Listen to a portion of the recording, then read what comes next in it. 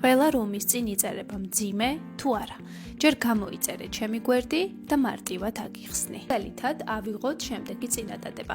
ჩემი მოსწავლეები ყოველთვის კარგ შედეგებს დებენ, იმიტომ რომ აქ სწავლება პრაქტიკულობაზეა ორიენტირებული და მეტად ნაყოფიერია. მაინტერესებს თქვენი აზრი, სად იწერება მძიმე. ამ წინადადებაში მძიმე იწერება რომის წინა სიტყვასთან. ზოგადად მძიმეს რა ფუნქცია აქვს წინადადებაში? ცოტა ხნით ვასვენებთ სათქმელს, პაუზას ვაკეთებთ და შემდგომ იწყება რაღაც ვარაუდის გამოხატვა, თუნდაც რაღაცის დადასტურება ან რაღაცის ახსნა, ხო?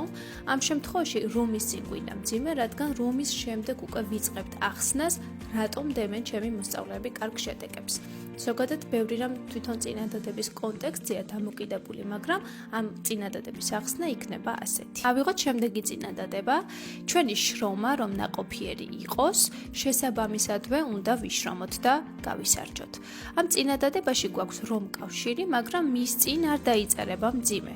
დაიწერება ლოგიკურად და აზრობრივად იყოს სიტყვის შემდეგ.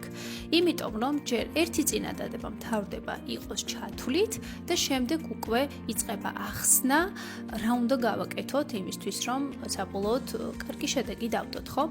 ამიტომ მათ გასაყარზე, მათ შუაში დაიწერება მძიმე. მეტი საინტერესო რჩევებისთვის გამოიწერეთ ჩემი გვერდი.